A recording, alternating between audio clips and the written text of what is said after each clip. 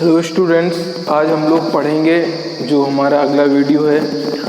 तो हम लोगों ने tRNA DHU लूप तक पूरा कंप्लीट कर लिया था पिछली वीडियो के अंदर। आज हम लोगों को पढ़ना है जो हमारा लास्ट में बचता है RNA, मैसेंजर RNA, जिसे कहते थे संदेशवाहक RNA। तो मैसेंजर RNA इसे ही कहा जाता है संदेशवाहक RNA, संदेशवाहक RNA। छोटा सा टॉपिक है ये, 4-5 लाइन का, ज़्यादा कुछ है नहीं। संदेशवाहक RNA जिसे हम लोग कहते हैं मैसेंजर RNA, शॉर्ट फॉर्म में इसे बोलते हैं mRNA। क्या कहते हैं? mRNA, क्योंकि m से मतलब है मैसेंजर। जो संदेशवाहक RNA है इसके बारे में जो है सबसे पहले जो वैज्ञानिक ने बताया था वो बताया था जैकब और मोनॉट। जैकब और मोनॉट दो ऐसे साइंटिस्ट थे, वैज्ञानिक थे, जिन्होंने इसके बारे में सबसे पहले बताया था। तो क्या लिखेंगे? 2-4 बातें जान लेंगे। सबसे पहले mRNA के बारे में तो लिखेंगे सर्वप्रथम जैकब और मोनॉट वैज्ञानिक ने इसके बारे में बताया। इसकी सीधे सीधे बातें ही याद रखेंगे। दूसरी बात, सबसे कम स्थायी RNA है, सबसे कम स्थायी RNA है, यानी ये बहुत कम स्थायी है, ज़्यादा देर तक टिक नहीं पाता है। स्टेबिलिटी इसकी क्या है? बहुत ही कम है, बहुत अधिक देर तक ये नहीं रुक पाता है। अब ये बनता कब है, कहाँ पर बनता है, क्या इसका यूज है, ये सब चीज़ें जान लेंगे। तो जब आपको हम सेंट्रल डोग्मा पढ़ाएंगे तो बताएंगे कि ये हमारा इस तरीके से, मान लीजिए केंद्रक हो गया और केंद्रक के अंदर DNA पाया जाता है। इस तरीके से समझने के लिए हमने बना लिया, ये DNA हो गया हमारा। ऐसे पाया नहीं जाता, समझने के लिए बना लिया। अब DNA के अंदर एक क्रिया होती है जिसे कहते हैं हम लोग ट्रांसक्रिप्शन। क्या कहते हैं भैया? ट्रांसक्रिप्शन। और ट्रांसक्रिप्शन को हिंदी में कहते हैं अनुलेखन। और अनुलेखन की क्रिया के द्वारा जो डबल स्टैंडर्ड DNA है, इसी की तरह सिंगल स्टैंडर्ड DNA बन जाता है। और ये सिंगल स्टैंडर्ड है, इसीलिए DNA ना कहकर इसे हम लोग बोल देते हैं RNA। और तो ये RNA के ऊपर 3 न्यूक्लियोटाइड के कोडान ऐसे छपे रहते हैं। और इसका मतलब कोडान छपे हैं, ये कोडान एक मैसेज के रूप में है कि भाई इस कोडान, अगर ये कोडान तुम्हारा बता रहा है तो इस कोडान से इस तरीके की अमीनो एसिड बने। तो इसीलिए इस RNA को नाम दे दिया जाता है mRNA। क्या कह दिया जाता है? mRNA। तो कौन सी क्रिया के दौरान बनता है? अनुलेखन की क्रिया के दौरान बनता है। और कहाँ बनता है? कोशिका द्रव के अंदर कि केंद्रक के अंदर? तो आप क्या कहेंगे? केंद्रक के अंदर अनुलेखन की क्रिया के द्वारा mRNA का क्या होता है? निर्माण होता है। ये कहाँ पर बनता है भैया? अनुलेखन की क्रिया के द्वारा बनता है। और इस mRNA के ऊपर 3 न्यूक्लियोटाइड के क्षार क्रम, 3 न्यूक्लियोटाइड के क्षार के क्रम होते हैं। और उन्हीं क्षार के या 3 न्यूक्लियोटाइड के क्षार क्रम को क्या कहते हैं? आनुवांशिक कोडान कहते हैं, जेनेटिक कोडान कह देते हैं। इनके ऊपर क्या उपस्थित होते हैं? आनुवांशिक कोडान उपस्थित होते हैं। तो लैंग्वेज कैसे लिखेंगे देख लीजिएगा।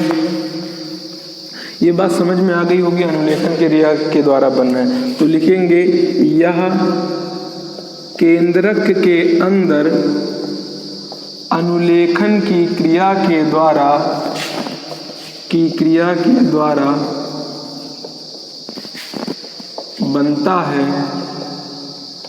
बनता है। इसके ऊपर 3 न्यूक्लियोटाइड के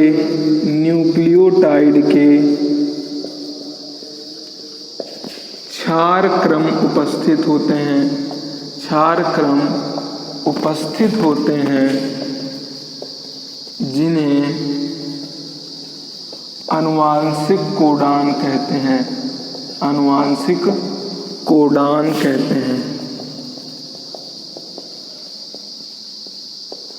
ये बात कंप्लीट हो गई संदेशवाहक RNA के बारे में। फिर एक बात और याद रखेंगे, बस ये वाला हमारा मैसेंजर RNA खत्म। तो यह जो है कुल जितना आरएनए 100% आरएनए है हमारे अंदर कोशिका के अंदर, तो कुल आरएनए का केवल और केवल 1 से 5% होता है। तो लिखेंगे कुल आरएनए का 1 से 5% पाया जाता है। बस इतनी बातें याद रखेंगे इसके बारे में, एक बार इसको दोहराएंगे, फिर डीएनए और आरएनए के अंतर के बारे में पढ़ लेंगे। क्या है, सर्वप्रथम जैकब और मोनाक वैज्ञानिक ने इसके बारे में बताया। सबसे कम स्थायी आरएनए है, केंद्रक के अंदर अनुलेखन की क्रिया के द्वारा बनता है। न्यूक्लियोटाइड 4 क्रम उपस्थित होते हैं जिन्हें आनुवांशिक कोडान कहते हैं। कुल आरएनए का 1 से 5% पाया जाता है। आगे बढ़ते हैं हम लोग डीएनए और आरएनए में अंतर।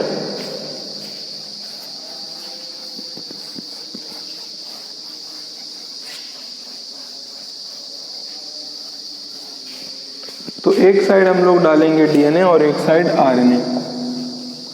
ये इधर हो गया डीएनए और ये हो गया आरएनए। सबसे पहला अंतर तो भाई नामी में है। इसका नाम क्या है, डीऑक्सीराइबोज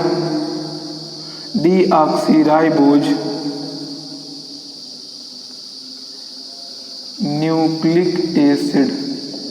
इसका राइबो न्यूक्लिक एसिड,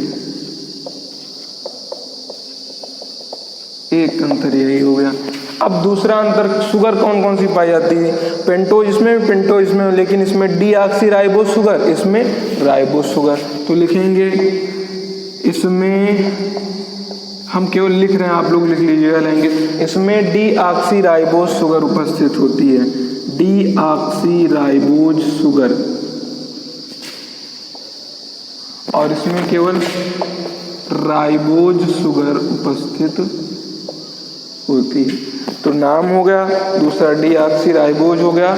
अब एक अंतर क्या होता है कि डीएनए के अंदर यूरेसिल की जगह पर क्या होता है, थाइमीन। तो लिखेंगे यूरेसिल की जगह, इसमें यूरेसिल की जगह थाइमीन पाया जाता है,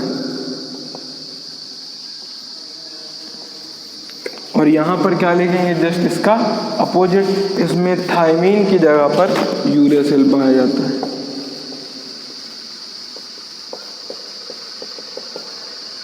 यूरेसिल पाया जाता है। तो एक अंतर ये भी हो गया। फिर अगला अंतर क्या लिखेंगे कि जो हमारा डीएनए होता है, डीएनए के अंदर पॉलीन्यूक्लियोटाइड की कितनी चेन पाई जाती हैं, 2 चेनें पाई जाती हैं। तो लिखेंगे पॉलीन्यूक्लियोटाइड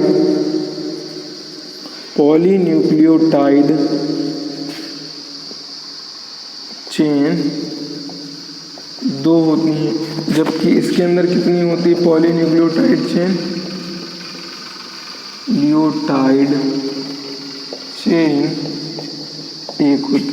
इसमें पॉलीन्यूक्लियोटाइड की 2 चेन पाई जाती हैं, इसमें पॉलीन्यूक्लियोटाइड की 1 चेन पाई जाती है। ये लैंग्वेज बोल रहे हैं, इतना ज़्यादा लिख नहीं पाएंगे बोर्ड पे, लैंग्वेज हम बोले दे रहे हैं, आप लोग अपनी फेयर कॉपी में नोट कर लीजिएगा। फिर होता है कि जो डीएनए होता है, डीएनए के अंदर जो है द्विगुणन, डीएनए के अंदर क्या होता है, द्विगुणन के द्वारा बनता है। जो डीएनए है द्विगुणन की क्रिया के द्वारा बनता है। और आरएनए कौन सी क्रिया के द्वारा बनता है, अनुलेखन। अभी पढ़ के आ रहे हैं, अभी पढ़ा है बिल्कुल, ट्रांसक्रिप्शन जिसे कहते हैं। आरएनए अनुलेखन की क्रिया के द्वारा बनता है, डीएनए में द्विगुणन पाया जाता है, द्विगुणन की क्रिया के द्वारा बनता है। अब डीएनए जो है कहाँ कहाँ होते हैं, गुणसूत्र, माइटोकॉन्ड्रिया, हरित लवक में उपस्थित होते हैं। ये जो हमारे होते हैं डीएनए कहाँ कहाँ पर होता है, गुणसूत्र में होगा, माइटोकॉन्ड्रिया में पाया जाता है, और हरित लवक। ये जब कोशिका पढ़ाया जाएगा तो वहाँ पर बताया जाएगा कौन सा डीएनए पाया जा रहा है। 6 नंबर 5 6 नंबर। तो डीएनए कहाँ कहाँ पर होता है, गुणसूत्र, माइटोकॉन्ड्रिया और हरित लवक में ही पाया जाता है। जबकि आरएनए कहाँ पर होता है भैया, कोशिका द्रव में उपस्थित रहता है, राइबोसोम में पाया जाता है और केंद्रिका में। ये भी याद रखिएगा, ये जो आरएनए है कोशिका द्रव में होगा और राइबोसोम के अंदर बना होता है, पाया जाता है राइबोसोम और केंद्रिका। इतनी चीजें, 3 चीजें इसमें याद रखना है, 3 चीजें इसमें। और लास्ट अंतर हम लोग याद रखेंगे ये वाला हो गया गुणसूत्र माइटोकॉन्ड्रिया और जो है माइटोकॉन्ड्रिया हरित लवक के अंदर पाया जाता है, जबकि वो आरएनए कोशिका द्रव, राइबोसोम को और केंद्रक के अंदर पाया जाता है। और डीएनए क्या है हमारा? आनुवांशिक पदार्थ। 3 प्रयोग के द्वारा सिद्ध हुआ था, अगर आपने पढ़ा है तो। आनुवांशिक डीएनए क्या हमारा है? आनुवांशिक पदार्थ है, जबकि हमारा आरएनए आनुवांशिक पदार्थ नहीं है। तो आरएनए क्या नहीं है? आनुवांशिक पदार्थ नहीं। किसको किसको छोड़कर? रियो वायरस व टीएमवी वायरस को छोड़कर, रियो व टीएमवी वायरस को छोड़कर। एक बार हम क्या कर रहे हैं, पूरे जो ये पॉइंट्स लिखे हैं इनकी लैंग्वेज बोले दे रहे हैं, ताकि लिखने में आपको क्या हो जाए? आराम। तो सबसे पहले क्या लिखेंगे डीएनए के अंदर? इसका नाम डीऑक्सीराइबोन्यूक्लिक एसिड होता है, इसका नाम राइबोन्यूक्लिक एसिड होता है, इसमें डीऑक्सीराइबोस शुगर उपस्थित होती है, इसमें राइबोस शुगर उपस्थित होती है, इसमें यूरेसिल की जगह थायमीन उपस्थित होता है, इसमें थायमीन की जगह यूरेसिल उपस्थित होता है। डीएनए में पॉलीन्यूक्लियोटाइड की 2 चेन या 2 श्रृंखला पाई जाती हैं, आरएनए में पॉलीन्यूक्लियोटाइड की 1 चेन पाई जाती है। डीएनए का निर्माण द्विगुणन की क्रिया के द्वारा होता है, आरएनए का निर्माण अनुलेखन की क्रिया के द्वारा होता है। डीएनए गुणसूत्र माइटोकॉन्ड्रिया हरित लवक में पाया जाता है, आरएनए कोशिका द्रव राइबोसोम केंद्रिका में पाया जाता है। डीएनए आनुवांशिक पदार्थ है, आरएनए आनुवांशिक पदार्थ नहीं है, रियो वायरस व टीएमवी वायरस को छोड़कर, क्योंकि रियो वायरस और टीएमवी वायरस में केवल आरएनए ही पाया जाता है, इसलिए रियो वायरस और टीएमवी वायरस में जो आनुवांशिक पदार्थ होता है वो आरएनए ही होता है, या फिर कह सकते हैं आरएनए ही आनुवांशिक पदार्थ की तरह कार्य करता है रियो वायरस और टीएमवी वायरस के अंदर, टोबैको मोज़ेक वायरस के अंदर। तो ये बात हो गई हमारी आरएनए और डीएनए में अंतर की। बाकी की बातें अगले वीडियो के अंदर करेंगे। फिलहाल इसको अपने नोट्स बनाइए अच्छे तरीके से। आज के लिए इतना ही रखते हैं।